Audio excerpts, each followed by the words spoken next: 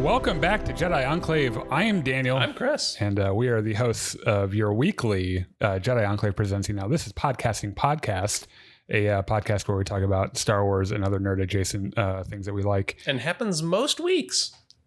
And most of the time happens in my basement. Yeah.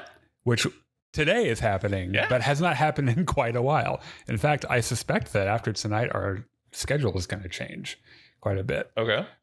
Because you've got work stuff, and I think the only reason we're doing Wednesdays in the first place is because shows. Like there's a show coming out. Yeah, it was convenient for that. And we don't have any of those happening for I guess Rings of Power, but what day does that even come out? I don't no clue. I have not been paying attention. I'm gonna look it up. You know who's really excited about Rings of Power? Who's that? Our friend Sean. Oh yeah.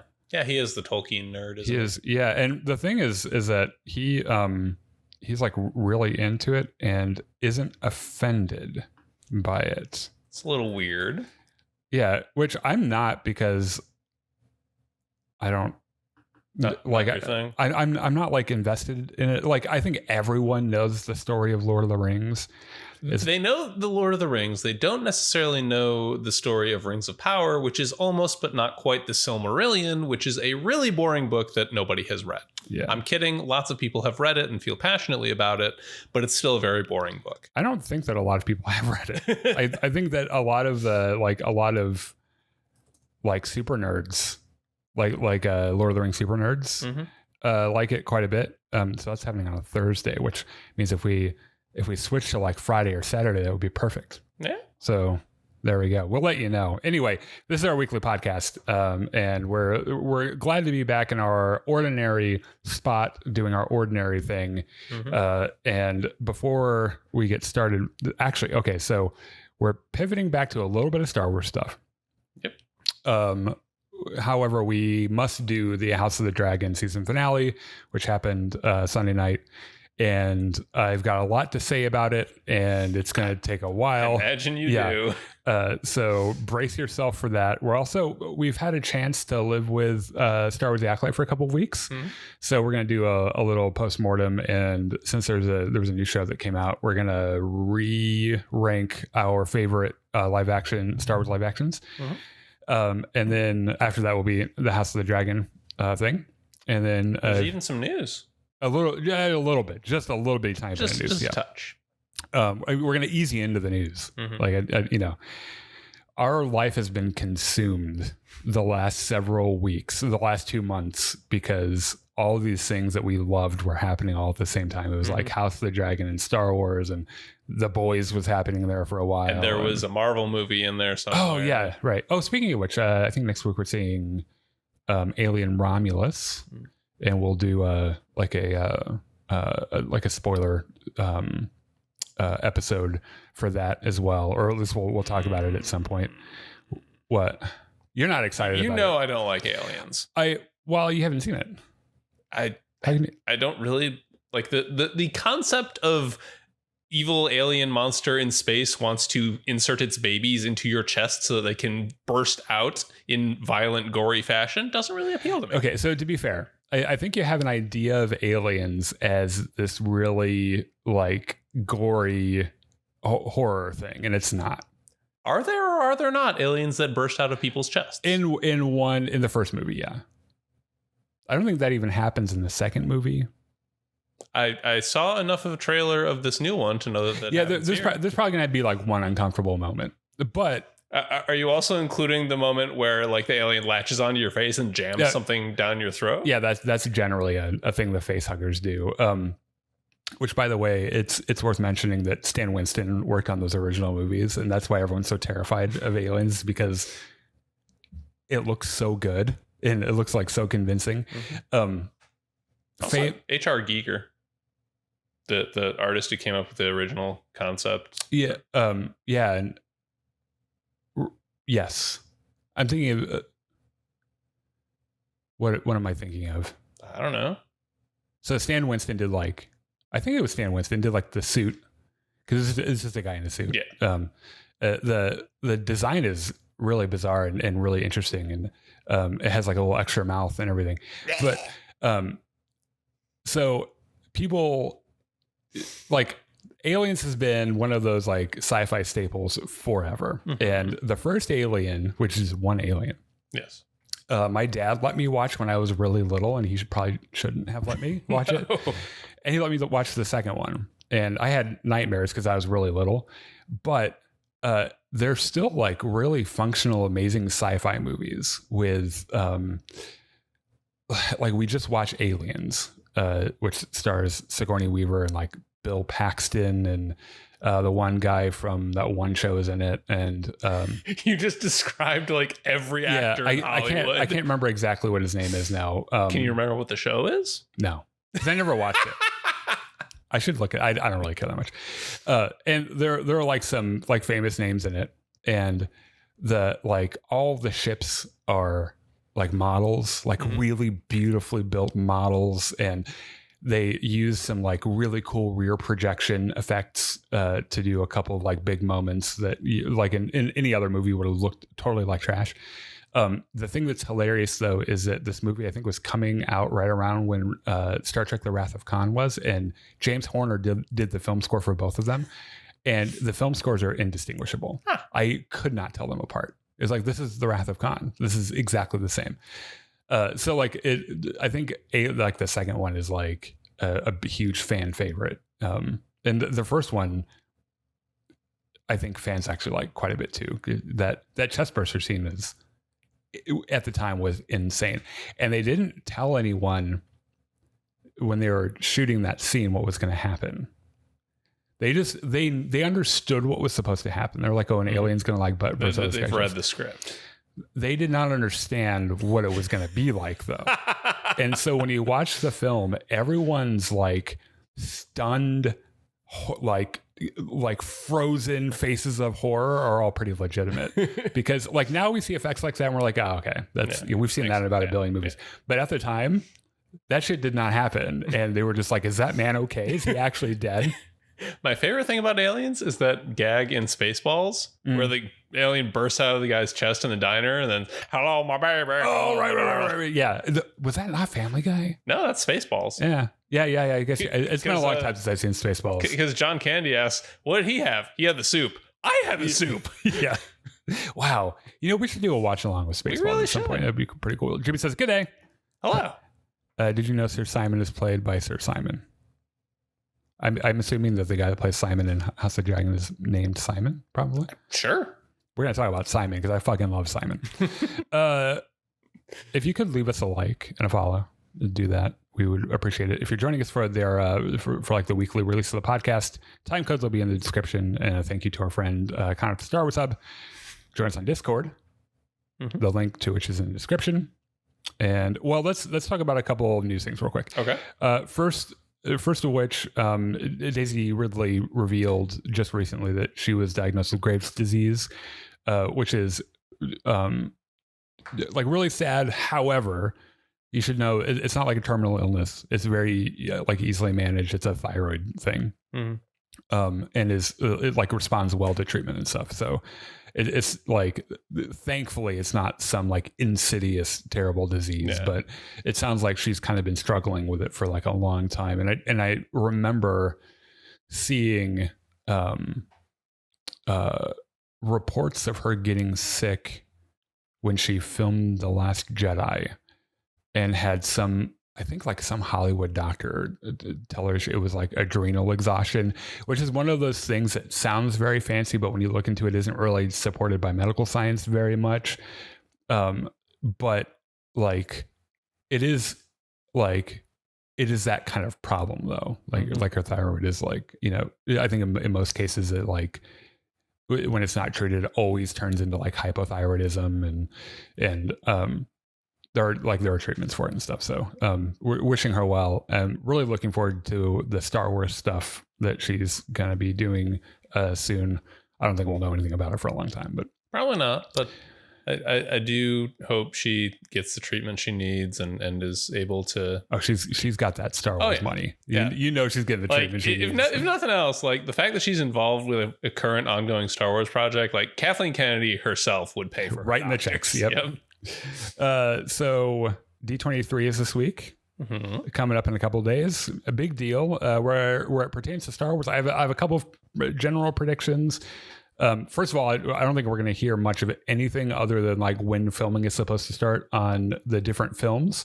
Even I don't think Mandalorian Grogu is. I don't know if Disney even knows when filming is going to start, because there's so many of these films that are stuck in like writing and pre-production hell. Yeah, that like they know what they would want to get out when, but they have no idea if it's going to be ready in time to shoot for those release windows. I think the things we know for a fact are happening are the Mandalorian and Grogu, and I think that's already written and ready to go.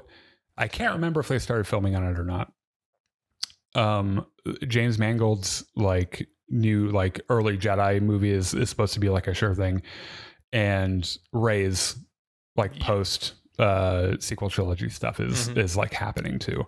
The rest of it, who the fuck knows? I don't think we're gonna hear much of anything about that. However, I do think we're gonna get a trailer for Skeleton Crew, which would make sense because that's coming out pretty soon. Yeah, end of this year. Is that right? In December, I think that's right, or somewhere around there. And I think we'll probably see an Andor season 2 trailer, maybe, or like a trailer, like a teaser, because that's like next up after Skeleton Crew. Yeah. So that'll be exciting. And I don't know, maybe they'll have some other crazy shit they're going to talk about. Maybe Taika Waititi finally finished his script. I don't think. I think it's entirely possible that he was never hired to write a Star Wars movie, and he just started saying he was working on one, and Disney was like, what the fuck is he talking about? We'll just play along because it keeps us in the press. Right. Yeah. So sure. There's brief footage for The Last of Us season 2, which is coming up actually pretty soon.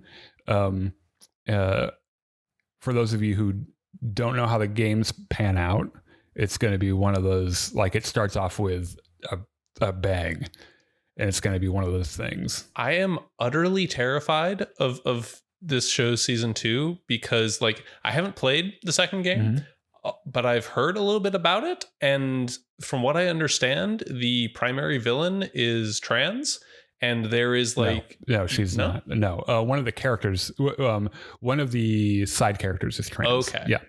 No, the primary villain is not trans. Okay. But there is a notable, very visible character who's trans. Okay. That I don't think they can write out of this. They're really important. Yeah. So which makes, well, I'm less worried now, but still worried because like there are very few good ways to handle this. I feel like. I think it depends on what property you're getting into. Like, for example, like, you know, that if you have a trans person in media, like the usual suspects are going to bitch and moan about it. Yes. Right. And what do you do about that? Nothing. Because like, what the fuck can you do? It's like, whatever. But I feel like some fandoms just don't care about it as much. For example, in the season finale of House of the Dragon, there was a trans actor that played a part that people were more or less like, that kind of makes sense actually, given where that character is from. Like, because weird shit happens in Essos. So we'll get to that. And like when it happens in Star Trek, for example, like there are so many weird species and different ways that sentient life presents itself. That's like having a transhuman character is like, oh, that's not even actually really that. Yeah. Like it's out of all the things, like that's actually fairly normalized. And I feel like the mainstream Star Trek crowd understands what the original message of Star Trek was. And so they're not going to get into shit like that. So you always worry about the actor that they're going to cast for it too. I hope they cast a trans actor. I imagine they would. Which, by the way, the trans actor that was in House of Dragon was in The Acolyte, made a cameo in The Acolyte. I had incorrectly said during The Acolyte that Leslie Headland's wife, whatever her name, I can't remember what her name is, played Vernestra Rowe, right, is not trans. It's just a lesbian. But I think I got some things mixed up. Anyway, so you're probably right. It's like there will be gross people that just say stupid things, and hopefully they like the company handles it well. I think at this point they know better not to, which is good. There was also like, I don't know, 3 or 4 shots, like, I don't know, 4 seconds worth of footage of Night of the Seven Kingdoms, which is the Game of Thrones spinoff that's happening between the show that just finished and the 3rd season of House of the Dragon. And after we talk about what happens in the season finale, they introduce a character that's returning from Game of Thrones proper, that is an important character during this time period of Night of the Seven Kingdoms as well. Okay. So it's like, we'll just see. I know nothing about the story. I know that it's generally around another war-ish thing called the Blackfire Rebellion. Okay. I think it's still like 50 years before Game of Thrones or something. So like the knight in the titular Knight of the Seven Kingdoms, a couple shots of him doing knight stuff. He's got a helmet on and has a sword, and he's like, I'm a knight. So okay, I watched the shit out of that too. I'll be excited for it. All right, let's talk about Star Wars for a little bit. Okay. As I mentioned, I generally like to live with a Star Wars show for a couple of weeks before I kind of like pass final judgment. And it's because I generally have the tendency to be very dazzled in the moment by what's happening. And a really good example of this is Obi-Wan. Yes. Where like when it was happening, I was like, oh, fuck yeah, like this is so amazing. And don't get me wrong, I actually still like most of it. But when you go back and you watch, and you're like, oh, I was blind to a lot there are of some things. flaws. Yeah. So I figured we'll go back. We'll do a quick post-mortem of Star Wars: The Acolyte. Okay. And I have a new list of all of my live action Star Wars sorted from my favorite to my least favorite. Okay. And we'll talk about that a little bit too. Can I start with Acolyte? Yeah. So just my thoughts in no particular order. This show was really misadvertised and mismarketed. All the interviews and things before release were saying it's this big murder mystery, and there's going to be so many things that you're going to question and need to. And really, there wasn't a murder mystery at all. Like, we saw the first murder happen. We knew exactly who did it. Most of the mysteries were unraveled either within the same episode or like within the next episode. Yeah. And there are still some ongoing questions because this is a show that was planned for multiple seasons. Yeah. But like it wasn't really as mysterious as it was advertised. Yeah. Well, on my cons, I did a pros and cons list. I think one of my problems is that the mystery stuff that we got is unfocused. Famously, when the show was coming out, Leslie Headland made a comment about how they wanted to make their mysteries solvable, because people in general, the human race in general, is stupid. Like, there's no other way to get around it. People are just generally stupid. I'm so sorry. You're not sorry. I'm not. And so, like, they were like, oh, we have to make it easy for people to connect. And it's like, maybe you shouldn't have made it that easy. Yeah. Maybe just a little bit harder would have been nice. But let me start with some things I loved about it. Can I throw in one thing I really liked? All the fight choreography was first on my list. Fantastic. Yeah. Every single fight it felt kinetic and visceral, and even when they used the Force, which in the studio would just be them like waving their hands around and pretending things were happening, it all felt impactful. Yeah. I liked the mix of the Force and like fucking Force Foo too. Yeah. Like, that shit was pretty cool. I like a little bit of Crouching Tiger, Hidden Dragon in my Star Wars, as it turns out, because like that could get kind of cheesy, but in Star Wars it really works because it's like there is a secret power that Jedi can use to make shit float. Like they can do that. So like it makes sense that they can do shit like that. Also, one of my absolute favorite shots was May and what's her name? Osha in their little hand-to-hand fight in the last episode, when all of a sudden they just start doing the same moves at the same time. It's a little reminiscent of Obi-Wan and Anakin from episode 3 in their duel, where they're like doing all the same spinny tricks.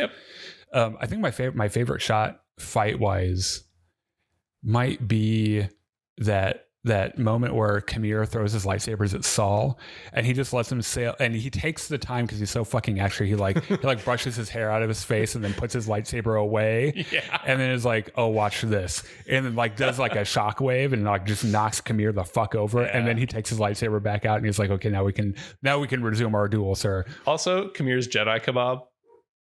Oh yeah, that's pretty good. Yep. Yeah. So one of the things on my pros list is the fact that the character deaths were permanent. Yes. And they were visceral. And there was they fucking killed like half the named characters in one episode. Yes. And they weren't very precious about it. Like in the next episode, they have a fucking close-up of Jackie's dead face. Yes. And it's like, oh God. Like you didn't have to rub it in our faces. Body's not even cold. Yeah, dude. it's like that hurt to watch in the first place. So I'm glad that they're like, oh, one of them crawled away and they were okay. Like, no, they're all fucking dead. No. Yeah. So like, Yord fucking got his neck snapped. Yeah. Jackie got stabbed 3 times through the chest. Yeah. Like they're fucking dead. Yes. And I appreciate that they did that. And I wish there was some more of that shit in Star Wars because this business of, oh, they're dead. Oh, not really. Is like, oh, for fuck's sake, just stop doing that. That entire half of the episode where Kamir is just killing everything. The only thing that comes close in other Star Wars is Darth Vader in Rogue One. Yeah, that's true. That's pretty fucking vile. Yeah. like you feel bad for the rebels because of the good guys, but you know you're on Vader's side. Yeah. You're like, fucking kill all of them, dude. I guess the last big thing I really liked is that this was a view at a time in the Republic that we haven't really seen. So like seeing all the Jedi in their fancy robes. Different era. Yeah. Different robes depending whether you're based on Coruscant or somewhere else. Or if you're on a mission, you got the brown, yellowish robes. And then if you're at the temple, you got like the nice white shit on. And fucking Yord being so extra. Yep. Flaring out his cape. He's like, I just ironed this motherfucker. I cannot sit on it.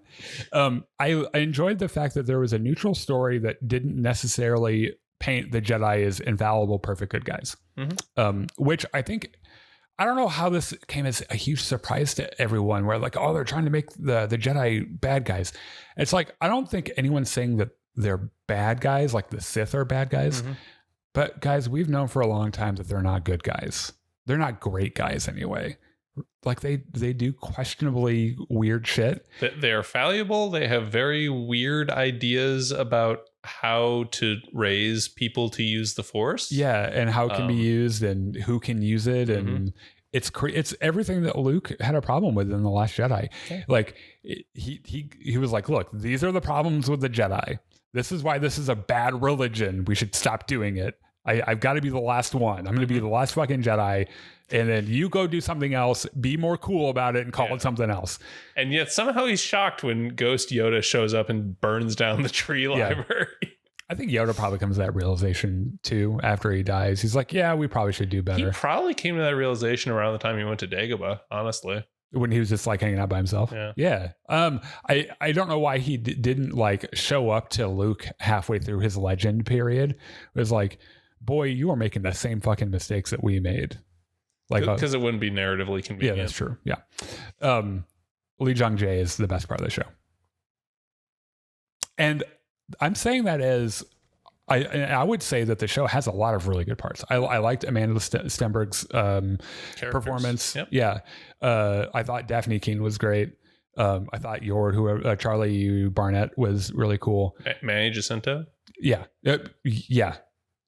The fact that I'm willing to say that Lee Jung-jae was better than Manny Jacinto is pretty telling because I still look at shirtless pictures of him from that show every day just to make sure I haven't forgotten them. There was something about the duality that he played, the fact that he was so flawed, but he still brought so much warmth to a character. The combination of Soul as written as the character on the script and the way Lee Jung-jae played him, like that. The dude learned English for that role. Yeah. That's like, and he did a good job. And he killed it. Yeah. Squid Game 2 is going to be coming out pretty soon, by the way. Okay. I'll have to watch it now because I really like him. Yeah. Like I watched Squid Game when it came out because it was the pandemic and there was nothing else to do. I'd already watched Tiger King. I think. And so I was like, oh, fuck it. There's nothing else to do. I've already watched the whole Marvel Cinematic Universe twice. And so like, now that I know, like now that I've seen him in more stuff, I'll probably be like, yeah, I'm going to watch that.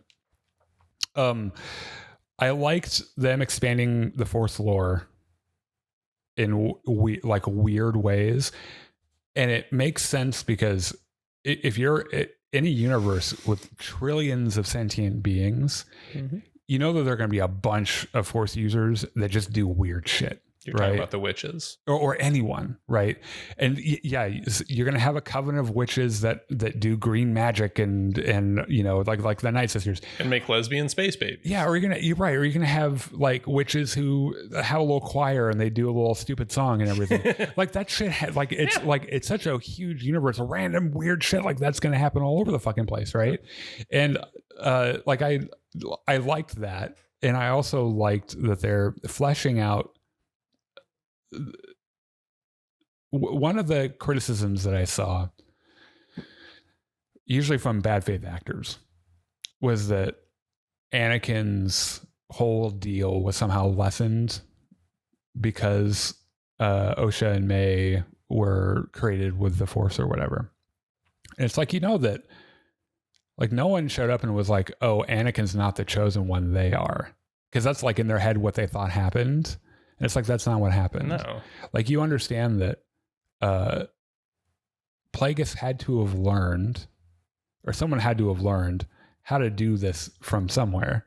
So it probably happened somewhere in the universe at some point, right? Mm-hmm. So I don't think it even really had that much of an effect on the whole Anakin legend, except for, oh, this is a weird thing that you can do with the Force. Like this is shit that's possible. Speaking of the witches and their chorus, the music in this show, that's on my list. Really, really good. Yeah, I like the music a whole bunch. And then this hint at like this more sinister thing happening that no one that survives, because most of them are dead. Yes, no one that survived. Which is basically just for Nestra, I guess, and fucking Osha and May, and Osha is like, or May is like, May doesn't remember anything. Is cognitively an 8-year-old. Yeah. No one has the complete picture. Kamir doesn't have the complete picture, right? Mm-hmm. But somebody does, and it's probably Plagueis. Yeah. And that's the one thing going forward when they make another season, because I think they will, that they're gonna like delve into. They're gonna look at the shit that people universally were like, oh, that was pretty cool, and be like, oh, we'll do more of that. Though I know from interviews that like there's a bunch of shit that they're like, oh yeah, we've got a bunch of shit ready to go. Just like the fact that there's the vergence that they were talking about on Brendock. Mm-hmm. We knew in the show it wasn't the girls, that it was something there in that location. Yeah. And Leslie Headland's like, you don't wonder what that fucking thing is because we know what it is. Mm-hmm. It's like, yeah, actually, I would like to learn more about that. The episode length and organization of the episodes was a problem for me, a huge problem. Not the conceptual foundation of the episodes. Those were fucking great. The fact that there was like a Matrix fucking episode. They did a Predator episode. Mm-hmm. There was a fucking Rashomon. Yeah, like that. Like they had a bunch of clear inspiration for how they wanted to like do the filmmaking of it, and they wore it on their sleeves. Yeah. And I was like, that works well in Star Wars. Yeah. When you do a gunslinger Star Wars, that's fucking cool, right? Because Star Wars wasn't necessarily its own genre when it came out anyway. It was a space opera, and they'd done space operas before. So like it makes sense that you can do different kind of cinematic styles within Star Wars and have it like how Rogue One is it's a fucking World War II movie, pretty much, and that works really well.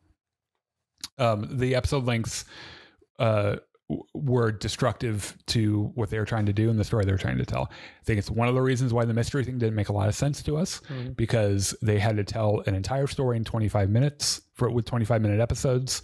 When you take out the previously on and the fucking credits and shit, it's what, 25, 28-minute episodes Usually, yeah. It's that works for fucking Bad Batch. That works for Clone Wars. That doesn't work for this kind of story, and it needed to have been more of an Andor style, longer episode. Tell the fucking story and do it in however many episodes you need. Yeah. There are 2 episodes in the middle, like the one episode everyone loved, and the episode before that should have been the same fucking episode. They very clearly split it. Yeah, and it's just like, stop trying to get one more month of Disney Plus subscriptions out of people and just tell a good fucking story. I talked about the mystery plot being a little unfocused. I think they'll probably try to keep a mystery thing going as we go along. I hope they tighten it up a little bit. And that's a writing thing, right? Kamir, the Kamir reveal also was telegraphed from his very first appearance. The second he started like making the poison, and he's like basically reciting the Sith code as he's doing. You're like, he's a bad guy. Yeah. Yeah. So those are my post-mortem thoughts on Acolyte.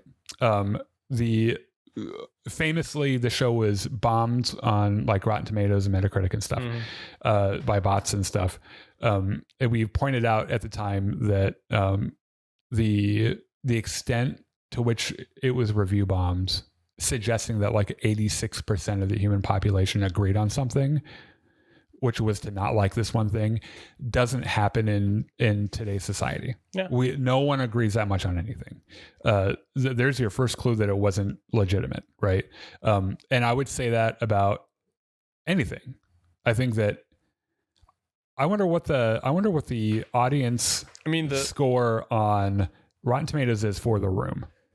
The most obvious giveaway of that was that so many of those negative reviews were in before the show had even yet aired, and they all have exactly that. So The Room, which I think is probably a good example of one of the worst movies ever made, objectively. 47% on Rotten Tomatoes audience score, right?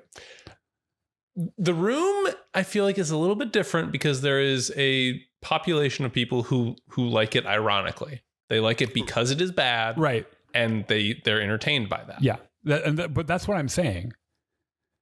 You will find populations of people who will where bad things will have a cult following.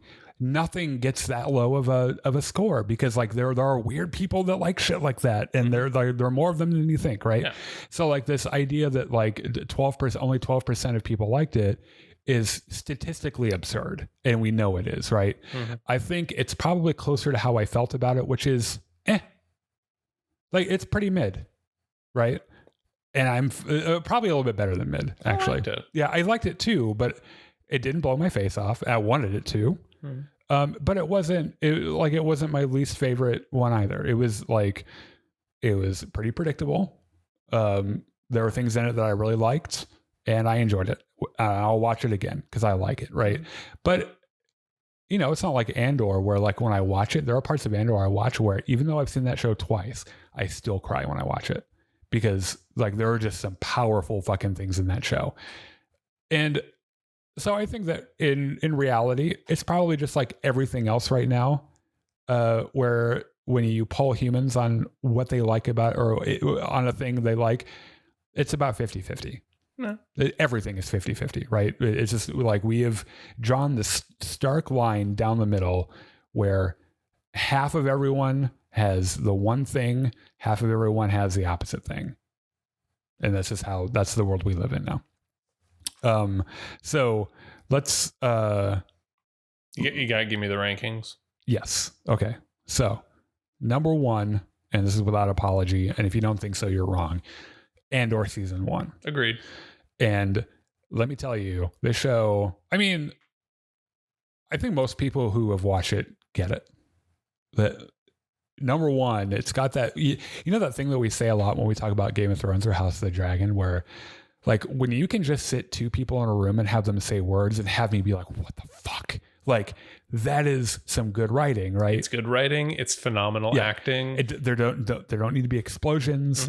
Like just 2 people in a room talking about something. And if you make that interesting to me, it just blows my fucking mind. And the performances in that show are the best performances I've seen in Star Wars possibly ever, with the exception of like Mark Hamill and Carrie and Harrison Ford, right? Okay. So that's number one. I think number two is Mandalorian season 2, and you might be tempted to think that it's just because Luke shows up at the end, and that is part of the reason. But also, like, remember there are other really neat moments in that, like the Ahsoka. That's where we see Ahsoka for the first time in live action. People forget that sometimes because we've had a whole show for her.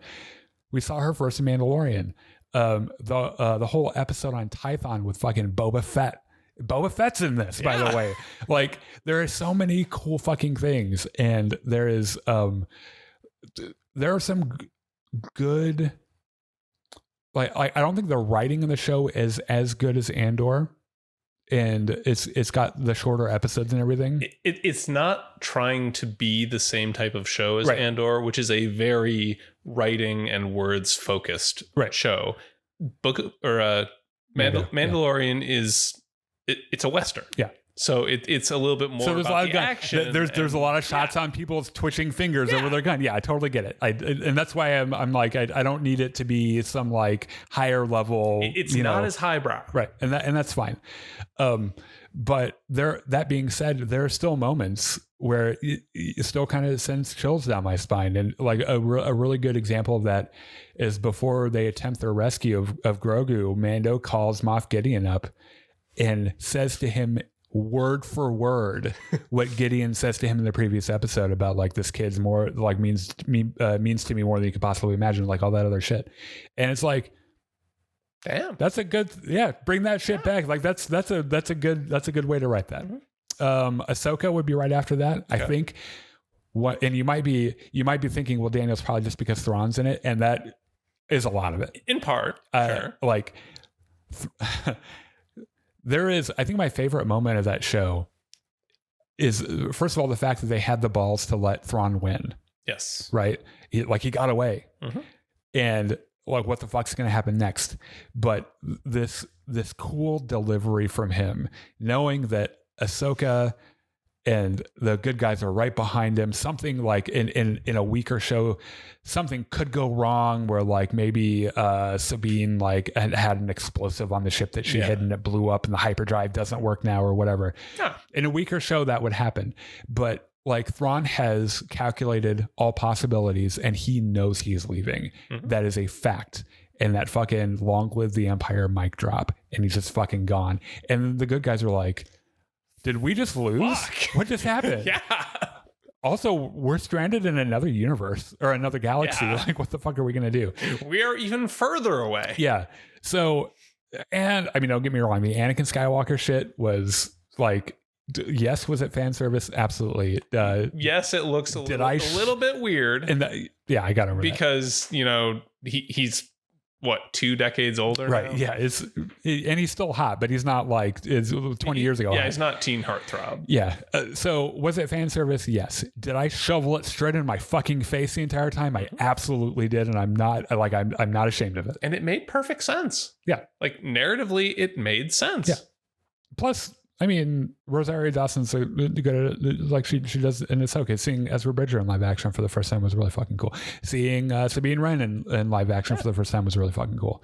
Fucking the droid. When they finally find Ezra and they see him fight and he's doing all the, you know, spinning around. Yeah. I'm not hitting you. I'm not hitting you. I'm not touching you.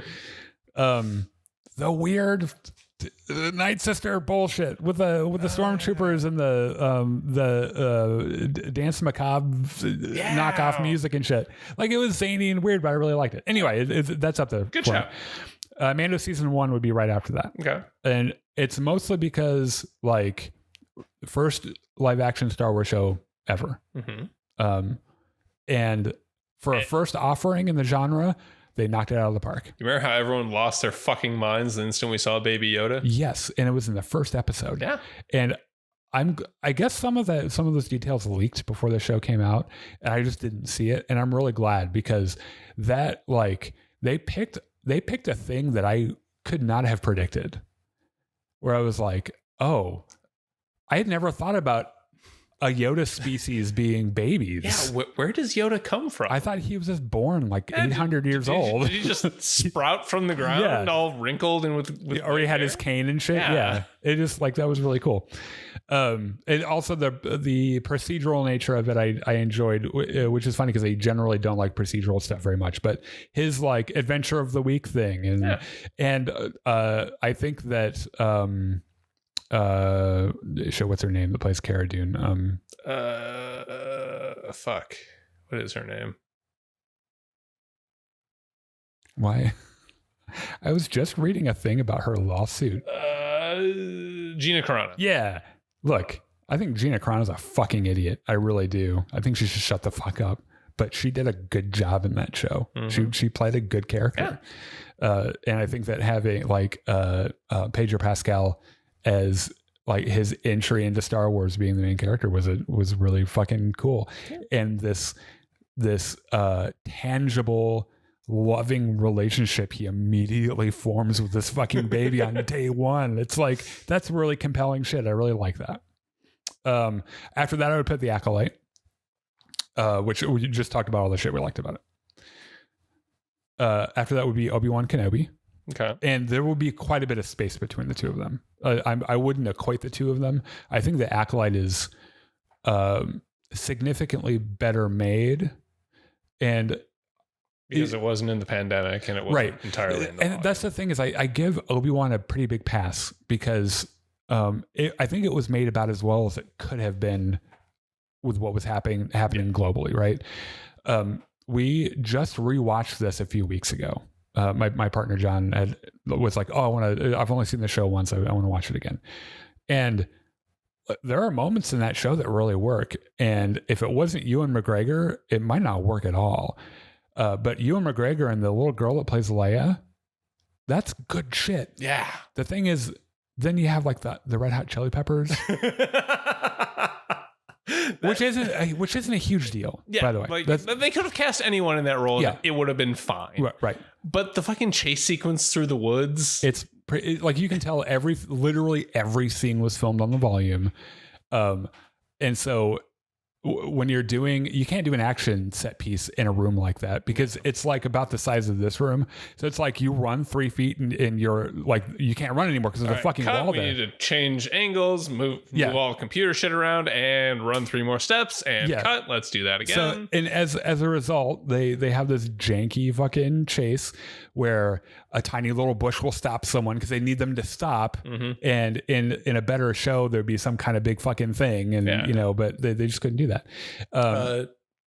Riva, I forget the actress. Moses or Ingram. I think, yeah. Highlight of the show. Yeah, I liked her. I liked her a lot, actually. Rewatching it, I think I might have killed her if I was Obi-Wan just to make sure. Because he does just let her go. Yeah. And I'd be like, this bitch might come back. like admittedly, Obi-Wan, you've done this before. It didn't work out so well for you. I think it was also really funny that like Obi-Wan has this whole thing with Vader and then realizes that someone's after Luke. One of my favorite moments in the show, by the way, is Riva finding the broken hollow thing, learning about Luke, but not knowing the significance of it. Just knowing that there's someone there that he cares about. And she's like, I'm going to go fucking kill him. Yeah. Guy. And then the episode ending with with an above shot of the kid that plays Luke just sleeping in his bed and the music and shit, because they start it with a wide shot of the Lars homestead, which when you see any Star Wars fan that sees that, you're just like, oh my fucking God, shit. It's this and Luke in his bed and shit and the music, and it like pushes in on him and you're like, holy fuck. And you realize that Obi-Wan's like, oh no, I had one job and I'm not doing that job. And so he gets back, and thank God that like Owen and Beru are pretty okay with a blaster and shit, because if not, like Luke might have died. Yeah. And like everything works out, luckily. And then he goes off to see Leia on Alderaan again. Like, did you not live? Like, you gotta stay there. There's also a really funny cut of that is like if Obi-Wan was made in like the early 2000s and had like a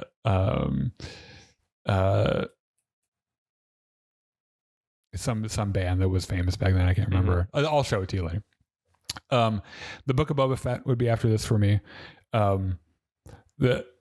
There's so much about this show that I just don't understand why decisions were made about it that were made. It has the worst car chase scene I have ever seen. Like a lot of it's janky. Like a lot of it looks janky. Half of it isn't even about Boba Fett. It's Mandalorian season 2.5. Yeah. Which, by the way, those episodes are the best in the show. And it's live action Luke Skywalker. And I'm like, I know what they're trying to do to me. And I wish they had left it out, because I think on its own, the story would have been okay. It would have been a more intimate story on Tatooine with Boba Fett and shit. And it was a little boring, and like it wasn't that exciting, but it would have made sense, like pacing wise, to not spend the middle of the show with Luke and Grogu, because it's like, how does this connect in any way? They needed Mando to show up to save the day, and they couldn't have Mando show up without Grogu. So they're like, oh fuck, how do we tell that? Like, how do we figure that bullshit out? Fucking R2 flying to Tatooine. Yeah. So yeah, I like the idea of the Book of Boba Fett, and seeing Tamora Morrison as Boba Fett, I'd take that any fucking day. Just not the strongest one. My poor Gamorrean boys. Yeah, those thick fucking thighs. Moment of silence for the Gamorreans. I don't even know if Gamorreans have gender like that, but I swear to fucking God, those sexiest thighs I've ever seen. They get their asses pushed right off that cliff, don't they? Last on the list, Mandalorian season 3. Really? Yes, which I thought was an absolute mess, despite Christopher Lloyd, Jack Black. Like all these people I love, and like, you know what? These would be weird, random people in Star Wars somewhere with their fucking Jack Black and his fucking hat and everything. Like, you know, on some weird planet somewhere, there's a Jack Black who's like, my last name is Bombardier. Fuck you. Like, that makes sense, right? Yeah. It just, none of the main story interested me at all. Okay. And I liked seeing Bo-Katan even, and it's just like, oh, we're still bitching about the Darksaber, and I realized that we just started that as a problem at the end of season 2, but it's like, I'm already over this. Like, can we bellyache any more about the fucking Darksaber? And just the whole, and it's also, I think, was also a pandemic problem show too. Where a lot of it was kind of like it looked real weird and fuzzy and everything. So we are going to talk about HotD. I'm so depressed about this, mostly because House of the Dragon is done for like 2 years. I don't want it to be. This show has been such a wild fucking ride that I mean I was already a super fan of the TV franchise. And I didn't think it was possible to get me even more invested in it than I already was. And I'll be goddamned if they didn't fucking try their hardest to get me in more. So we're going to start with some spoiler-free stuff. This is going to be House of the Dragon, the season finale, season 2, episode 8, The Queen Who Ever Was. Oh. And let's start with some spoilers, and then I'll do a good spoiler warning. So on its own, this is one of the best episodes in the series so far, I think. Okay. There were some amazing moments, some fucking bone-chilling moments for fans of the original series too, because we learned some, like, if my friend Robbie started with House of the Dragon, hadn't seen Game of Thrones yet, and then this last week, in 1 week, binged all 8 seasons of Game of Thrones. That's dedication. And I'm glad he did before this episode, because there are some pretty big reveals that if like we do our Buzz recap series every week, which we'll start, I think, in probably a couple weeks. I think we're on season 7. Something like that. Like all I know is Jon Snow just got stabbed. That's the end of season 6, I think. Okay. Yeah. Which, by the way, when that happened, when my friend Robbie was watching it, he got to that and he's like, wait, so how does he live though?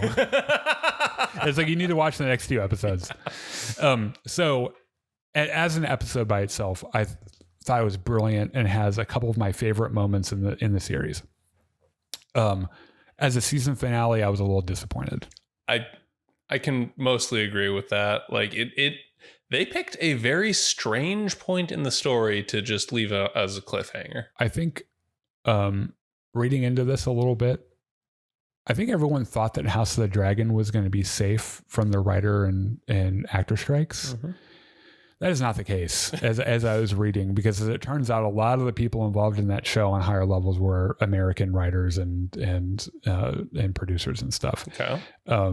It is clear that this season was supposed to be longer.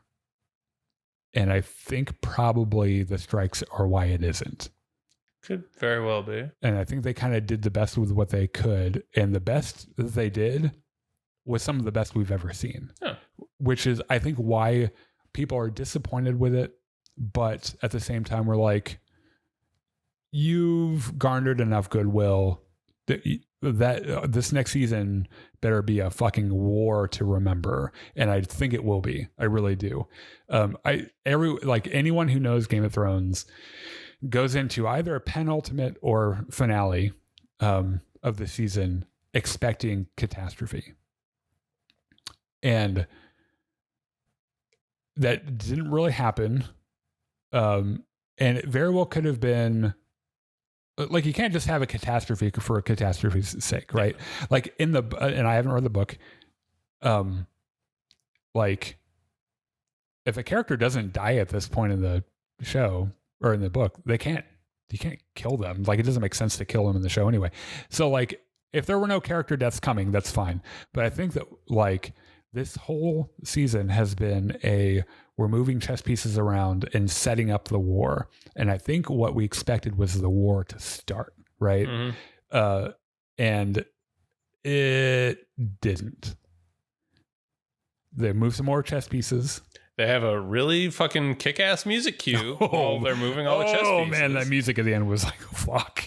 But there were not the explosions that we expected.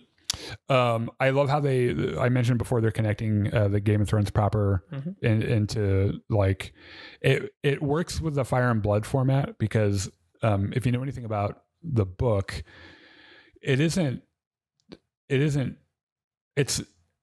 like a history book. It's written by characters in universe, but none of the people writing were there. They're writing accounts that they've collected, and no one in the room for these events are the ones they talk to, right? They heard it from someone who heard it from someone. Like, it's like one of those things.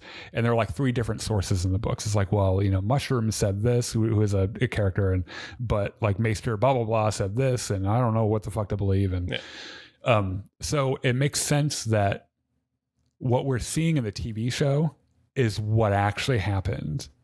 And that in the book, that's what happens when you have unreliable sources, right? Yeah. Especially these guys don't have Google, or, they don't have computers at all. They live in fucking medievals. Yeah. Or really the scientific method. So they have no idea how to do any of that shit. And there were moments in this that were just emotionally thrilling for me that I was like, oh my God, yes. A couple of moments where, like, John and I just looked at each other and were like, oh God, they did that. Okay. Let's start. Spoilers. Spoiling everything. Yeah. You're warned. Go watch it. Come back. So have you ever seen a monkey in Game of Thrones? I had not. Well, we see one in this one, which is kind of funny, because I don't think we saw lions in Game of Thrones before that one episode with the Lannisters and their fucking lion cages and shit. There's a really funny gag in the Game of Thrones books. The Golden Company is like a mercenary group, have elephants. Mm-hmm. And when they come over to Westeros to help Cersei fight the war, everyone's like, we want to see elephants. But there were no elephants. And Cersei in the show even says, oh, I thought there were elephants. He's like, there are no elephants. They were like, oh, for fuck's sake. God damn. Yeah. So anyway, we open on a monkey, which is pretty cool. We spend some time in Tyrosh, which is across the Narrow Sea. Essos. Yeah. Yeah. Esteros. Okay. Easteros. There's Westeros and Easteros. Yeah. Mm-hmm. So Tywin Lannister, the most uncomfortable man in the world. Certainly the most uncomfortable man in Essos. Yeah. And Westeros probably. Is there to woo the Triarchy, who are a bunch of fucking pirates. and they're all sitting around. He's like, look, will you come fight for my king and break this blockade? Yeah, and they're like, actually, there are a few very weird things we need to talk about that you're not going to understand culturally. And he's like what? And they're like, well, first of all, we want the stepstones. And he's like, oh, is that all? That one thing that everyone fucking wants? Yeah. They're like, yeah, we want that. And he's like, you know what? Fuck it. Whatever. Aemon's going to kill me for this. Yeah. But whatever. That's fine. I'm giving him what he wants. Either Aemon's going to kill me for giving you this, or I'm not going to give it to you and he's going to kill me for not getting the alliance. So damned if I do, damned if I don't. Let's just make it happen. By the way, that actor that plays Thailand is like scared of monkeys. and like a lot of people thought it was like a CG monkey. Mm-hmm. Real monkey. Yeah. And the monkey handler apparently told him, he's like, no, it's a really sweet monkey. Just don't look at it in the face or he'll like jump at you and like try to bite you. Yeah. And he's like, that's opposite of what you just said. You're not helping things. That's not a sweet monkey. And there was a take where they like, he's like coming up behind him and he heard the monkey wrangler like trying to get him not to like walk over to him. Mm-hmm. And he's like, please don't come up to me. So yeah, there was a whole thing. So Tylan's like, you know what? Fuck it. You can have the stepstones. And we meet a new character called Shirako Lahar, who in Fire and Blood is male, but in the show, I think is female that presents as male. They introduce him as male. Yeah. But they use male pronouns. Right. So played by Abigail Thorne, former trans YouTuber turned actor, gave a really good fucking performance in this. And this works really well because like Westeros would be the place where like trans people aren't allowed, right? Like your dad would beat that out of you, you know, or send you to the wall or something. So Alabama. Yeah, exactly. Essos. Yeah. Like, yeah, they don't give a fuck. Out of the list of things, like probably not very high on the weird shit you would see in Essos. I love this entire Essos sequence because it's like everyone is going out of their way to confuse Tywin Lannister as much as they can. Yeah, and like, calling him by the wrong name. Yeah, make him as uncomfortable as they can. Just fucking with him. Yeah. They call him Tywin at one point. I think the Admiral calls him Tyrod. Yeah, they go through variations, but they call him Tywin, which is Tywin Lannister is the Lannister patriarch in Game of Thrones. So everyone's like, oh, he said Tywin. Wouldn't that be fucking cool? If, like they're like, you know what, we're gonna name this one Tywin because like our great grandfather went to Tyrosh once and someone called him Tywin. After that, he just asked people to start calling him Tywin. So he meets it's pretty much a pirate king, right? And he's like, look, like we've negotiated, that's great. There's one last thing we have to do. And he's like, what? And he's like, it's a mud fight. We have to do a mud fight. We're gonna wrestle in that mud pit. And Tylan's like, I'm not doing that. And like the next frame, right?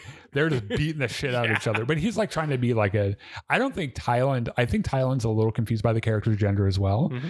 And so he's just like, he's a lot confused. Yeah. Which we'll see later. Yeah. I'm doing these by location, by the way. There are a couple of things that I'm putting in different places because it just makes sense. The order that things are revealed. Yeah. Mm-hmm. So he's trying to be honorable at first, but then like he's like, you know what?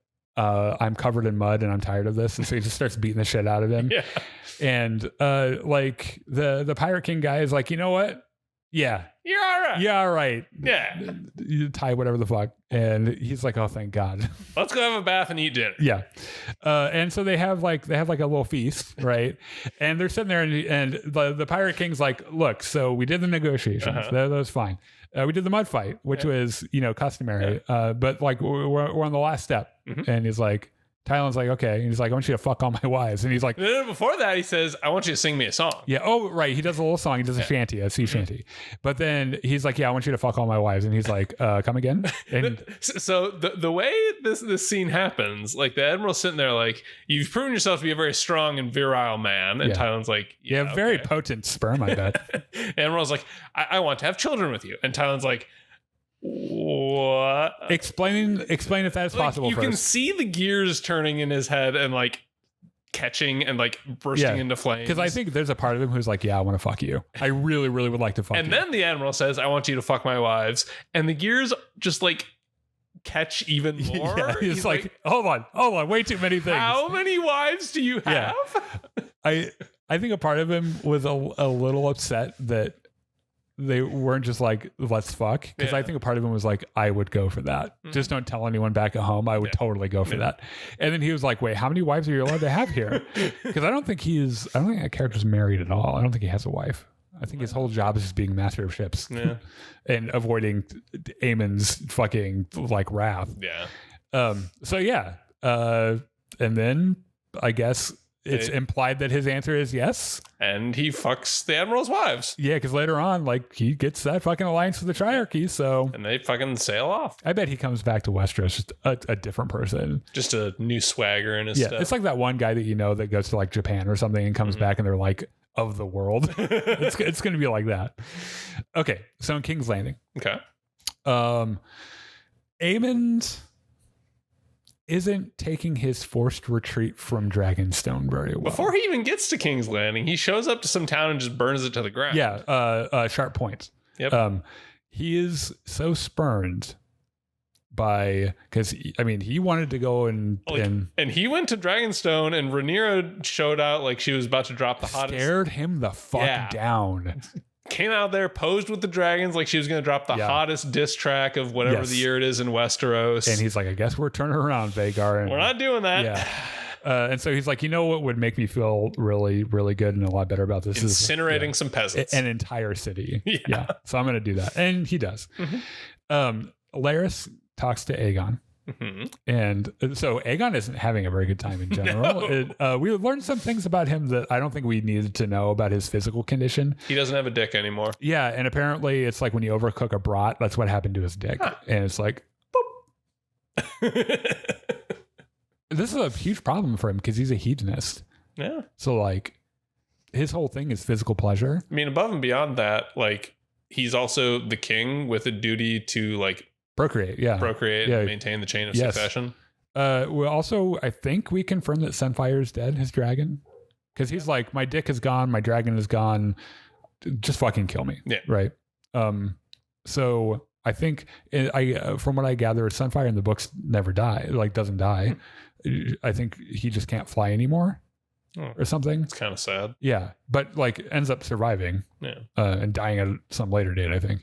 But I guess in the show, Sunfire's dead, which is really sad because poor dragons. So Larys is like, we need to leave right now. We are leaving. I'm going to explain to you the situation we're in since you're like awake. Yeah. We started this whole thing with us having the biggest dragon the world's seen since Balerion the Black Dread. And we had Sunfire.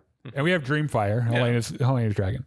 And that was a good footing for us, right? Plus we had like all the armies. Right.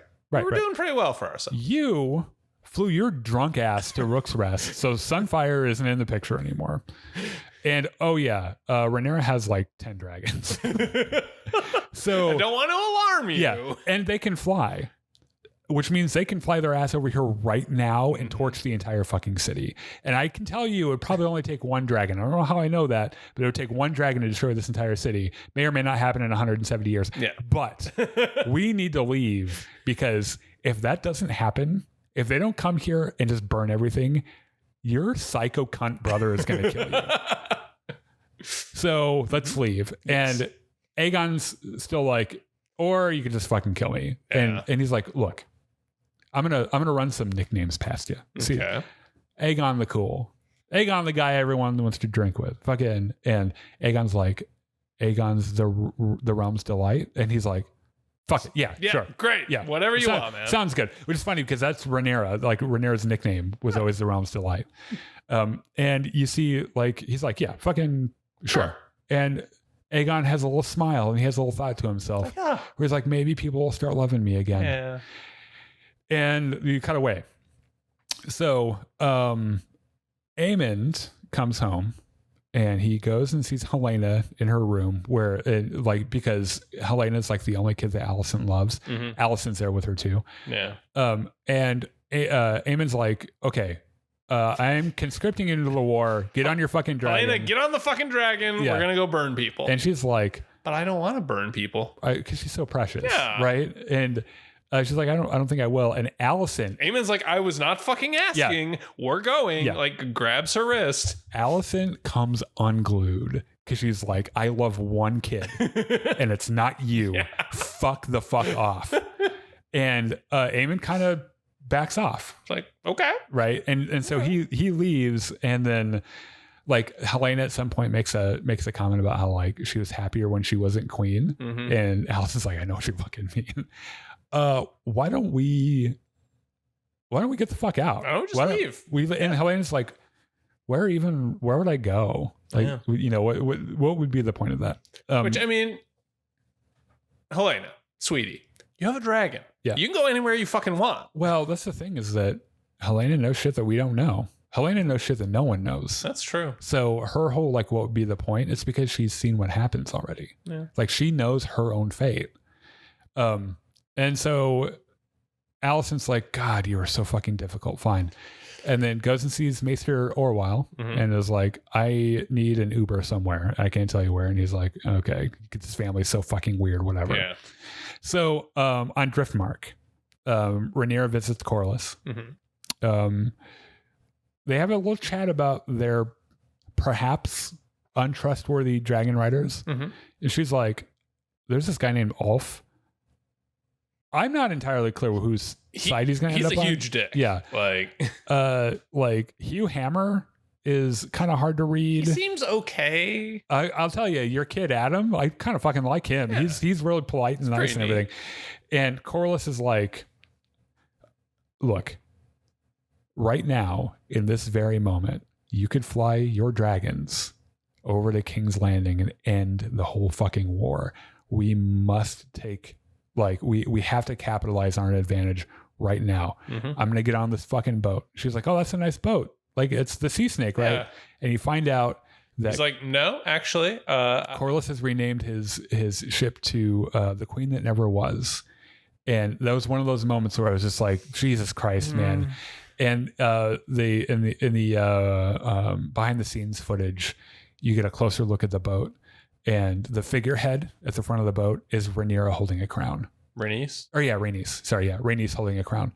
And you're just like, dude, I didn't need this sappy bullshit that makes me cry. Get the fuck out of here with this. I miss Rhaenys. Yeah. Apparently there was a deleted scene where they find her body. And I'm like, I'm glad we didn't have to see that. But just a heart-wrenching moment from Corlys, who was just like, the only thing that ever mattered to him was Rhaenys. Mm-hmm. You know, and now that she's gone, he's like, I don't even know what the fuck I'm going to do. So Corlys does vouch for Adam. Mm-hmm. He's like, I mean, unofficially, he's my kid. So, like, you know, he can't be that bad. Yeah, kid's all right. So he talks to Alan. Like, they're about to set out, and Alan comes up, and Corlys is like, hey. Why are you such a dick to me? and Alan's like, you know what? I'm not having this conversation. He turns around and then he stops, and you can see he's like, nope. This is being said. And he turns around and he fucking Corlys is like, I'm just trying to help you, man. Yeah. And Alan's like, let me tell you. Yeah. I grew up not knowing my father. Yeah, that word help, when he said help, you could do like, he's like, oh man. Like, I knew you were my father, but you were never around. And like, I had to fucking scrounge through the market to get the thinnest, little, teeny, shittiest piece of fish just to not go hungry. Yeah. And now you want to help me. Yeah. Now that I'm actually useful to you. All of your heirs are dead. Your wife is dead. Mm-hmm. Now I'm important to you. You need to shut the fuck up. And Corlys tries to like dismiss him. Mm-hmm. He's like, no, fucking get out of here. It's like, no, I'm going to finish what I'm saying. And then I will leave on my terms. Yeah. And Corlys is left on the dock just to think about it. It's like, shit, that did not go how I expected. It's like, Corlys, the words you're looking for are, I'm sorry. Mm-hmm. I guarantee you, like, so Adam is, I think, hungry to prove himself to his father. Mm-hmm. Alan clearly has a chip on his shoulder, And I bet a lot of it would be diffused with an apology. Just say, I'm sorry. I didn't realize what the product of my actions would be. The way that we live is fucked up.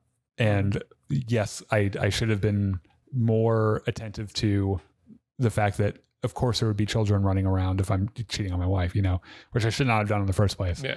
I'm sorry. I bet you Alan would be like, all right, let's get on the fucking boat. Maybe not immediately. Yeah. I think it would go a long way with him. I think that he obviously has some kind of respect for him because he pulled his mostly dead ass out of the water when they were fighting the Stepstones. So okay. At Harrenhal. Ah, yes. Okay. So Daemon has his army now. Mm-hmm. A whole fucking army. Yep. The River Lords are like, okay, you kill that guy who raped and pillaged our lands. We're good. Yeah. We'll bring our guys down. Oscar says that we can be in your war. So we're going to be in your war now. Mm-hmm. And he's very busy getting the place in order because he's got like a spring in his step too. Cause like there are people everywhere and he's like, I get like 30,000 people. This is fucking great. So Rhaenyra's emissary, you might remember in one of the previous episodes, she sends Alfred Broom to just like go over there, figure out what the fuck he's doing and and call me back. Yes. So he shows up and they go to the Godswood. Now, before he says a fucking word to Daemon, there's a voice, a whisper in the air that says traitor. And Alfred Broom is like, the fuck was that? And Daemon's like, dude. The trees do that. Don't worry about it. Welcome to Harrenhal. this is shit's haunted. Yeah. What can I say? What do you want? And he's like, well, I have a proposal. How about we do a light treason? And Daemon's like, what do you mean? And he's like, just a minuscule little coup. Let me just say that there are a lot of guys that wouldn't mind a king over a queen. And Daemon gives him this look like, oh, for fuck's sake. Actually, he says, he's like, I would not have painted you as a turncloak. That's interesting. Yeah. And he doesn't answer him. He just leaves, right? He just turns around and he's like, this is way too many things happening on this fucking island. Please leave me alone. So, okay. From the shadows. In the shadows. Sir Simon Strong, who is just happy there are so many people at his house, right? He is thrilled that he gets to entertain this many. Right. And he's like going around shaking everyone's hand and like he's like, have you met my sons? And do you need more meat or wine? Right, peas. Yeah. And you can tell like before Daemon came into his life, it was just him watching his dumbass sons eating. He was so bored. Yeah. And now he gets to make the place nice and it's you can tell he's a man that likes having people over and he's just so happy. He hears this conversation. What is the first thing Sir Simon does when he hears even a hint of fucking treason from anyone? He writes a letter to Rhaenyra immediately, who is like, girl, shit's going down at Harrenhal. There's a problem with Daemon. Your husband is not the man you think he is. Fucking get down here. Yeah. Straighten him out. So Daemon wakes up and Alice Rivers is just sitting on his bed holding a fucking candle. She's like weeping. And like, do you ever fucking sleep? The thing that surprised me is that he kind of like wakes up and he's not even surprised that she's there at this point. He's just like, of course she's fucking. This is not even the weirdest thing that happened today, to be honest. Yeah. And he's not even really bothered by some of this shit. And she's like, okay, let's go to the Godswood. And he's like, hey, you want to go touch a magic tree? Of course we're going to the Godswood. Of course it's like 2 a.m. Yeah. So they go to the Godswood. And first of all, I don't know what the fuck. There's this like Guillermo del Toro Pan's Labyrinth antler monster for like 3 seconds. And he clomps behind the tree. And he's got big fucking antlers and he grumbles and Daemon doesn't even really acknowledge it. He's like, there's the fucking antler monster. Yeah. And you're just like, Daemon, you've been here for too long. Because I would have seen that and be like, what the fuck is that? Like, we're not talking about anything else. I want to know what the fuck that thing was. Yeah. And he's like, it's Steve the antler monster. Yes, it's Steve the antler guy. He's just running around, clomping his fucking cloven hooves around. He just does that. Yeah. So he seems though to have accepted this like supernatural stuff. Mm-hmm. Coming in, he was like, "Oh, this is all bullshit," and now he's just like, "Oh yeah, it's Steve the Antler guy." Yeah. And Alice is like, "Well, okay, I think you're ready to know how you kind of fit into all of this. So here, touch this bleeding tree. Buckle your seatbelt and put your finger in the tree. And he is like, all right. It's not even the weirdest thing I've done today. Yeah, that's fine. And so he does it, and he has an acid trip. He has the trip of the season. And I think this is probably the sequence that everyone's talking about from this week. He finds out how Game of Thrones ends. Yeah. So first we see Brendan Rivers, who is the three-eyed raven. Brendan Rivers is the guy that is alive and doing important things during Night of the Seven Kingdoms, which I was talking about. And is the character that ends up being Max von Sydow's three-eyed raven in Game of Thrones. They show him in the fucking weirwood tree sapling that ends up growing into this huge fucking weirwood tree and everything, and he's able to touch it and see different points in history and shit. Which one of the things we see is a White Walker with a bunch of his fucking dead zombie buddies with him. And that alone, I think probably Damon was like, oh, what the fuck is that? Like Steve the Antler Monster, one thing. What the fuck is that? There's another shot of dead dragons everywhere. I didn't recognize any of them. Like it wasn't, thank God it wasn't like Caraxes or something, because I probably would have died. And then there's like another shot of like just a bunch of dead guys everywhere. There's a shot of Damon sinking into water. I think this is probably this is how he dies kind of a thing. In the first season of Game of Thrones, there was this recurring motive of this red comet in the sky that all the superstitious people were like, oh, it's the return of magic to the world. And it just happened to coincide with the birth of Dany's dragons. So we see the comet. We see Dany's petrified dragon eggs. And then we see Daenerys fucking Targaryen from that moment in season 1 where she walks into Khal Drogo's funeral pyre with just, with her fucking eggs. The next morning, naked as fuck because all of her fucking clothes burned off with little baby dragons crawling all over her. And like, of course they didn't get Emilia Clarke for it, but like, you, like it's Daenerys and you're like, you're just like, oh my God, this is the shit I showed up for. Right. There is a shot of adult Rhaenyra, which, by the way, I think it's the first time in any of his hallucinations he's seen Rhaenyra as an adult, sitting on the Iron Throne, and looking like she belongs there. And this whole thing ends. Fucking Daemon turns her. He hears a voice, and he turns around, and he's looking at Helena, and she's pretty much like, "Look, now you know the full story, and you know your part in it. You're welcome." And it cuts to Helena speaking to him from King's Landing in real time. Which is insane. Like, can she do this to anybody? Can she show up to anyone and be like, anyone near a weirwood tree? Anyone who touches the magic LSD tree, I guess. Yeah.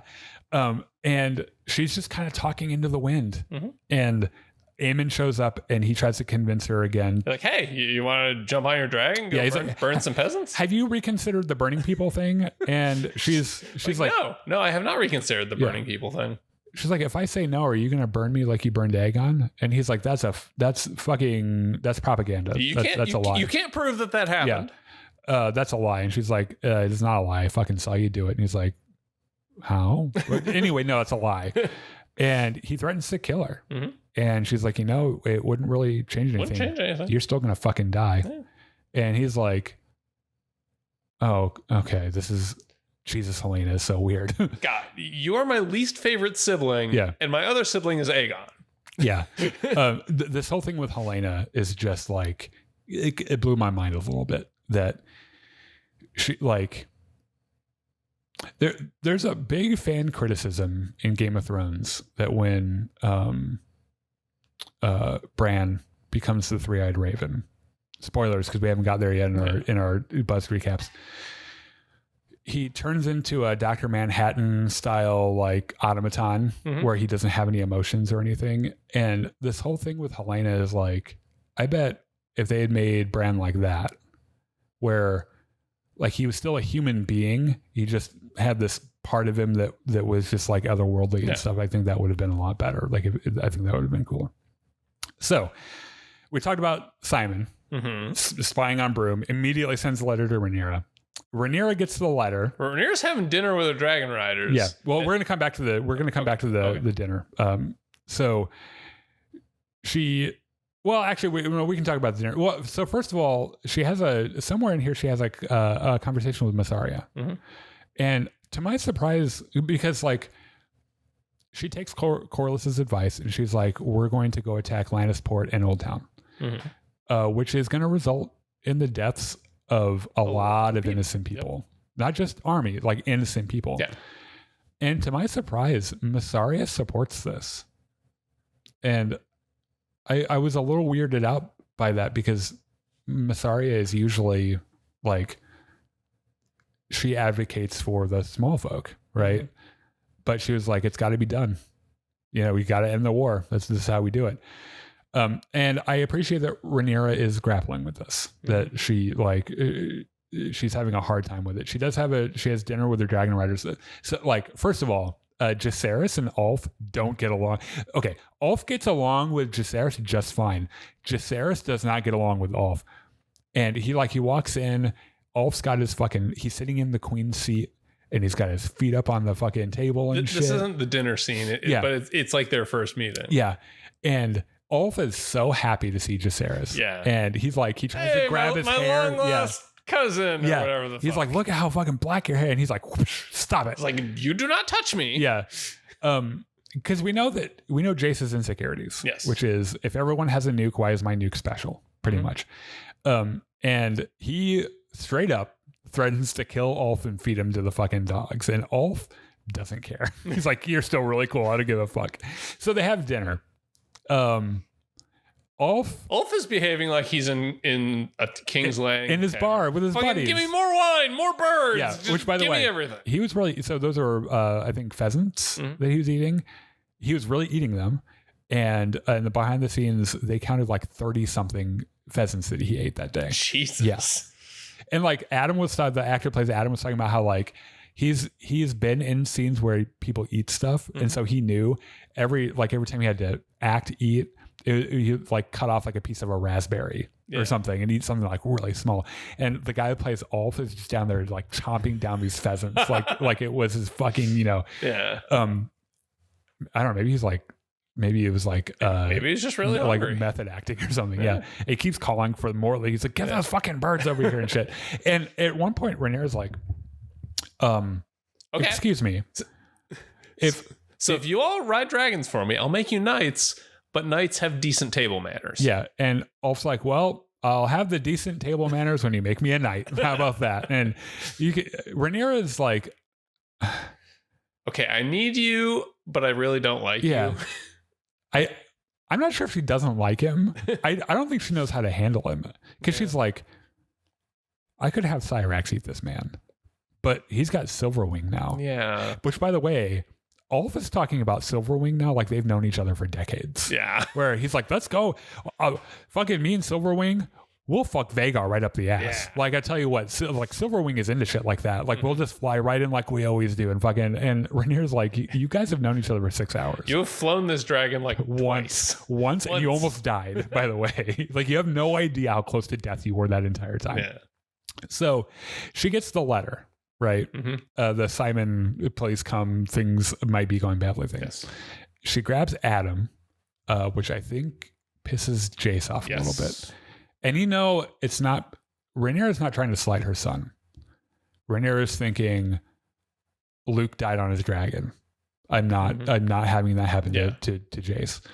And so she's like, at the same time, I need backup because Daemon has a dragon. Yeah. I might need to. Yes. Also, Sea Smoke is bigger than Vermax's. And so she's like, Adam, I'd be all right if you died. Come with me. And so they fly the fuck over to Harrenhal. And and Simon is on the fucking steps. He's like, oh my God. It's the fucking queen. The queen is here. I didn't realize you're coming yourself. Like, but this is the happiest day of my life. This is an extremely dangerous building. Don't go in any of the rooms. Go to the one spot where everyone is. This whole thing might collapse. So you're very unsafe here. Yeah. And I love how Cyrax, like, she goes into the building and then Cyrax finds a spot to perch and look at everyone's like, all right, who am I eating? And they're all like, Well, so when they fly in, by the way, when Rhaenyra and Adam fly in, it's just so funny to see all the normal people. Yeah, they all freak the fuck out every time. Every time any of the normal people see a dragon in any fucking any context, they're just like, ah! And they just like start running around like their hair's on fire. I mean, for all they know, the dragons are vengeful gods. I get it. I would be the same way. It just cracks me the fuck up every time. They're just like one guy like throws his sword and just like starts running, right? So they're in like the main hall. I think this is where Jaehaerys does his Viserys is going to be the next king thing. I love, by the way, how the sun is like shining right in on Rhaenyra and shit. And Daemon comes from behind, like shoulders his way through the army, because like the army in there at first, like half the army's camped out. They're like, is that fucking Rhaenyra? And then Daemon comes up. Yeah, and they're like, oh shit, it's Daemon, and everyone like moves out of the way. And Daemon's like, well, I've got great news. This army serves me. And she's like, that's not great news for me. That's great news for you. Yeah. So who the fuck do you serve? And he starts talking to her in High Valyrian. And at first, it's like, when you're thinking about the situation, best case scenario, Daemon bends the knee and is like, I serve you. Yeah. Doesn't start speaking High Valyrian and like, you know, like he's about to preamble like I'm about to be king thing, but that's not what happens. So he starts speaking to her in High Valyrian, and this is like one of the dialogues I actually wrote down. I said, the world is not what we thought it was.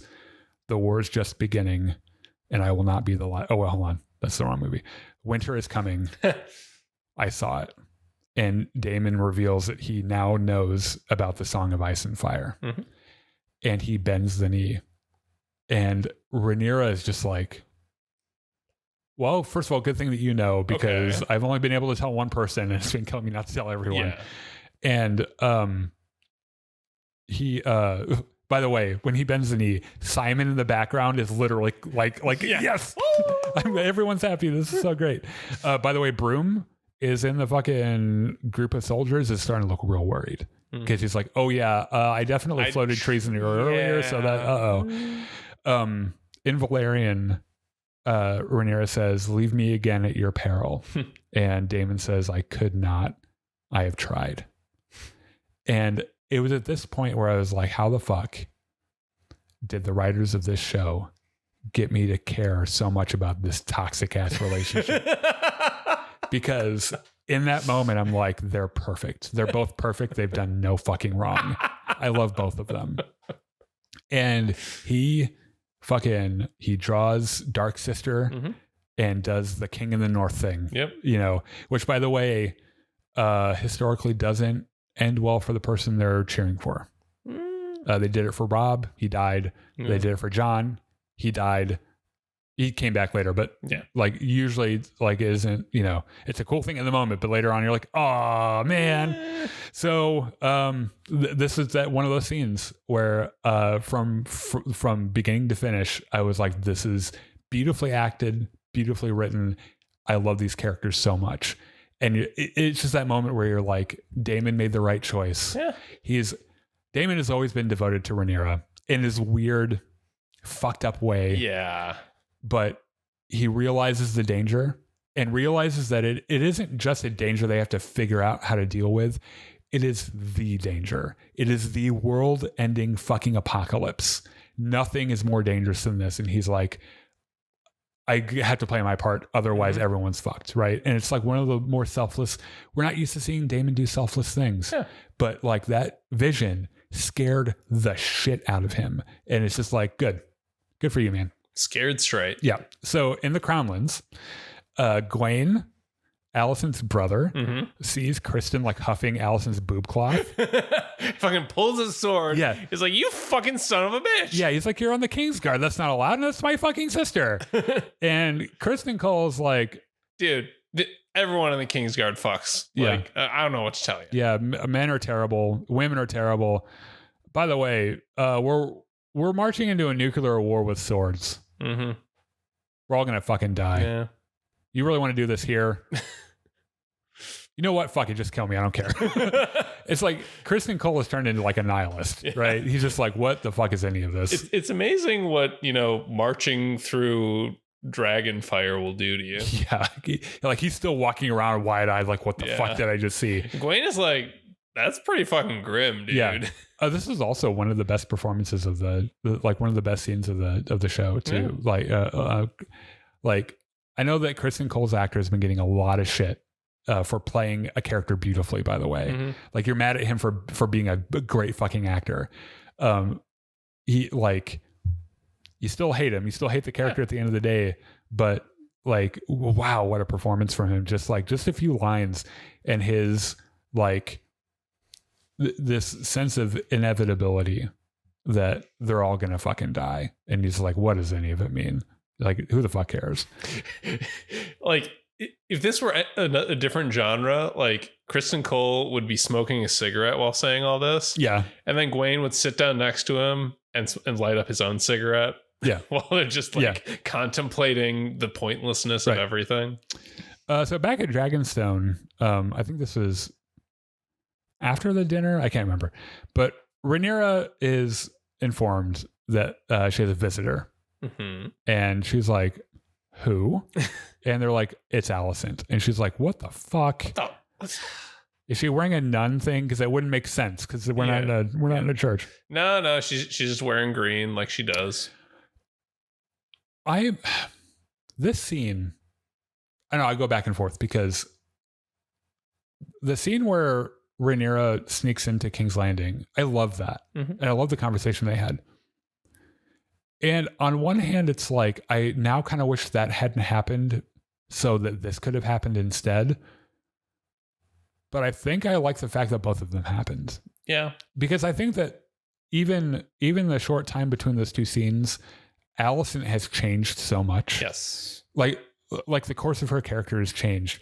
And she just comes right out and was like, I was wrong. The course of her character and Rhaenyra's position have changed radically. Yeah. Yeah, right. Because like Rhaenyra knows that she's on a righteous course, right? She knows she's on a righteous course. She knows she has like double the nuclear arsenal she used to have. Yeah. She can win the war. Yeah. She wins the war tomorrow if she wants, pretty much. Mm-hmm. And Alicent tells her like, I misunderstood Viserys and look what it has done to everyone. Mm-hmm. I would apologize if I thought that would do any fucking good. Mm-hmm. But this is my fault. And so Rhaenyra's like, okay, why the fuck are you? Yeah. Rhaenyra doesn't bite at first. Yeah. She's like, first of all, are you holding a knife? Because I've already had one person running in here trying to kill me before. Like, Alicent's like, look, I only came here with my one Kingsguard dude. He put his sword down at the gate. Right. Like, I don't have anything. Right. And Alicent's pretty much like, I've got a fucking deal for you. Mm-hmm.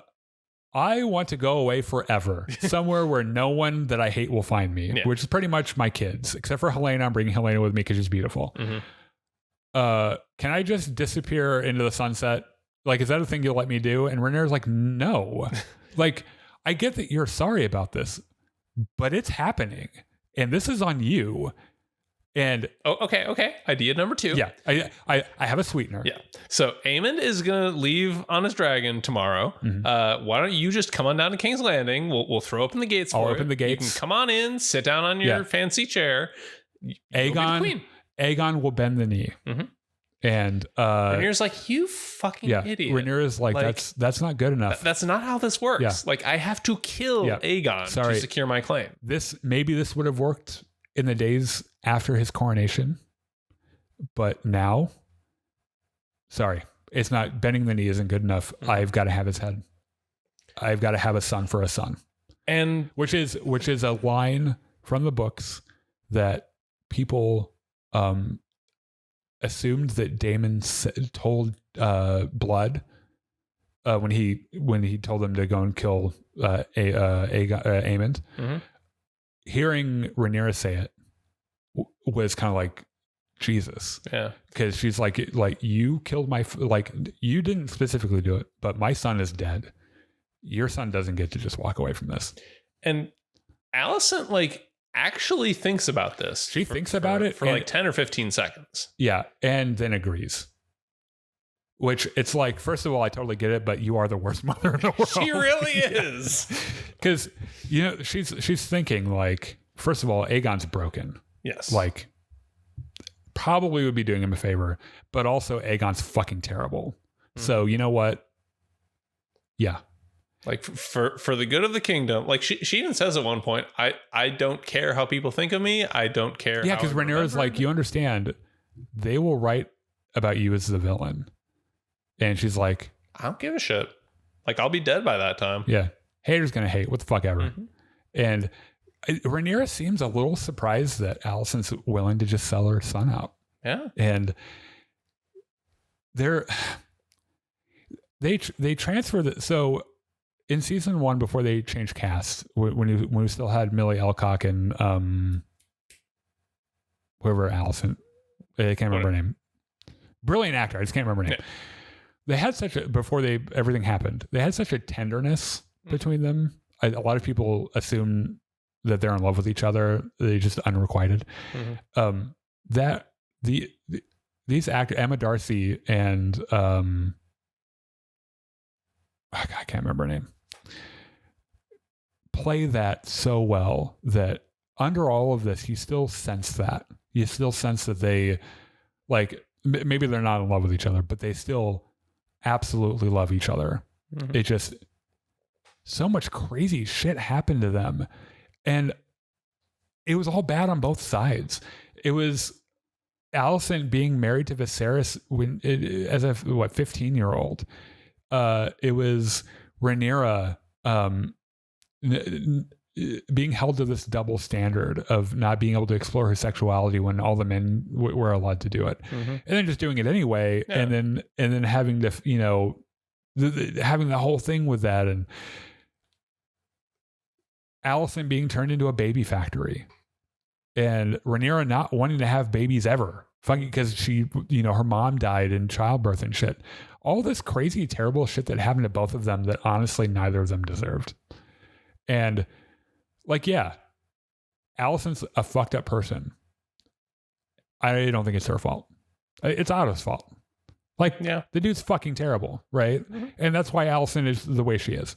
Like, Otto very deliberately used her to further his own aims. Yeah.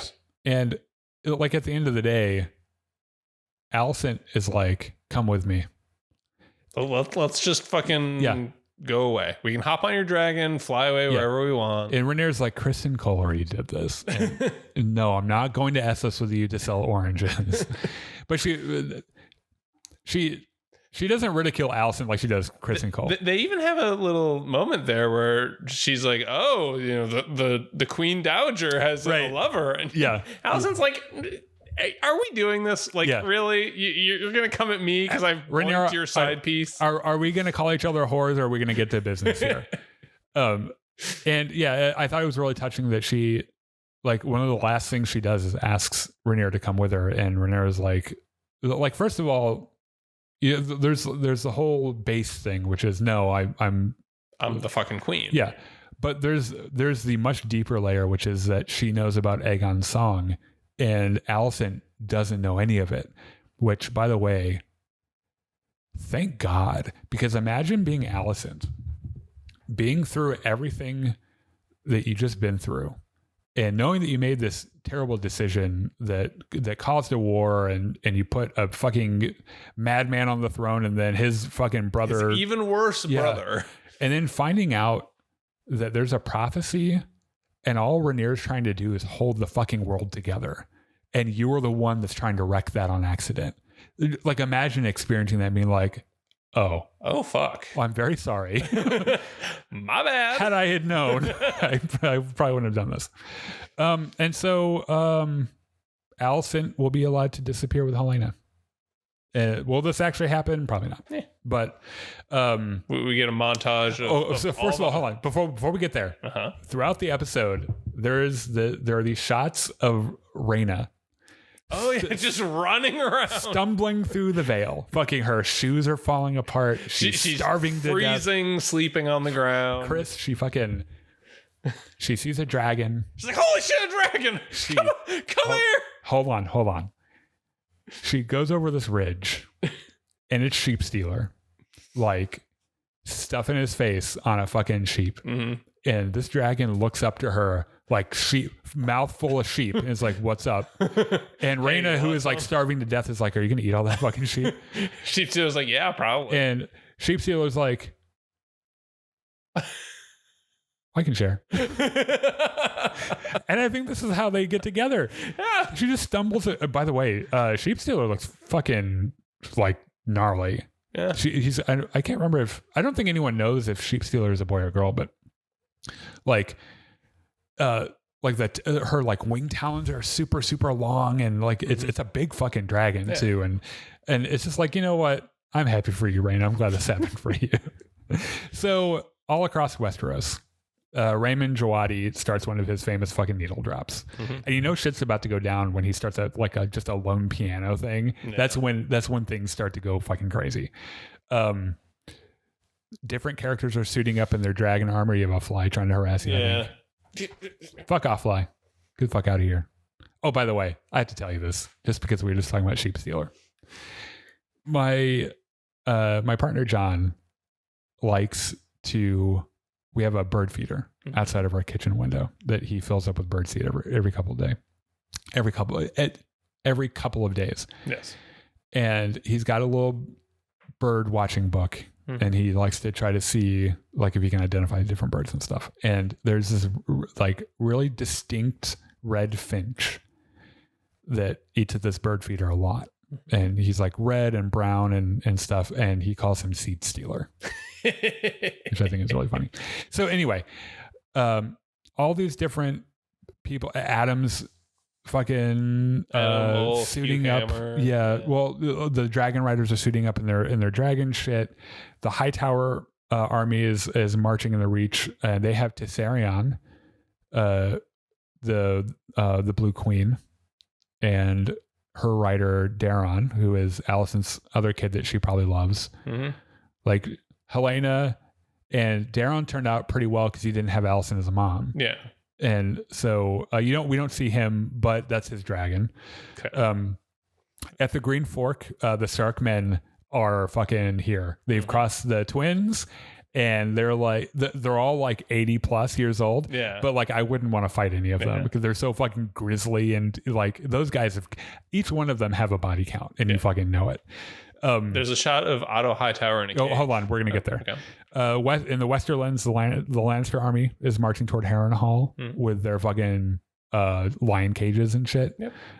Because you know those guys are so fucking extra, they're gonna have lions. Yeah. Daemon, obviously now with the Rivermen at Harrenhal, this huge fucking host with Caraxes. Like, I wouldn't want to fight Daemon at this point in the war.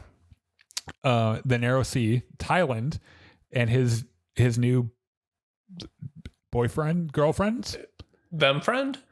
on the deck of a ship, I think going toward Corlys's navy. Yep. They're about to fucking throw down, and he's got a look on his face. Tyland's got a look on his face like, I will never be the same. Essos has changed me.